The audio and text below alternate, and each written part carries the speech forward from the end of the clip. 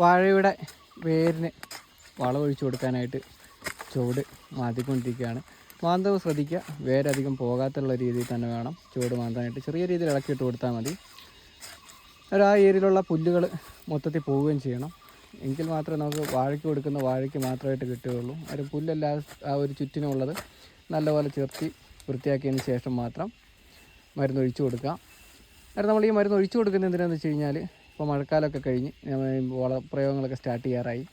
കാരണം വാഴയ്ക്ക് ഏതെങ്കിലും തരത്തിലുള്ള വിത്തുകൾക്കോ വേരുകൾക്കൊക്കെ ചെറിയ രീതിയിലുള്ള കൂമ്പൽ രോഗങ്ങളോ അല്ലെങ്കിൽ അടിയിലോട്ട് ഏതെങ്കിലും പുഴുവിൻ്റെ ശല്യങ്ങളൊക്കെ ഉണ്ടെങ്കിൽ അതൊക്കെ മാറി വേരും ചെറിയ രോമവേരുകളൊക്കെ നല്ല രീതിയിൽ വളർച്ചയെത്തിയിട്ട് നമ്മൾ ഇട്ട് കൊടുക്കുന്ന വളങ്ങൾ നല്ല രീതിയിൽ വലിക്കുന്നതിനായിട്ടാണ് നമ്മൾ ഈ ഒരു വളപ്രയോഗത്തിന് ശേഷം നമ്മൾ ആദ്യത്തുള്ള വളപ്രയോഗങ്ങൾ സ്റ്റാർട്ട് ചെയ്യുന്നത്. ഇപ്പോൾ നമ്മൾ ഈ വാഴയ്ക്കിരിക്കുന്ന അടിവളം മാത്രമാണ് കൊടുത്തിരിക്കുന്നത്. ഇനി നമ്മൾ വേരിനുള്ള വളം ചെയ്തതിന് ശേഷം മാത്രമാണ് അടുത്ത വളപ്രയോഗത്തിലോട്ട് കടക്കുന്നത്.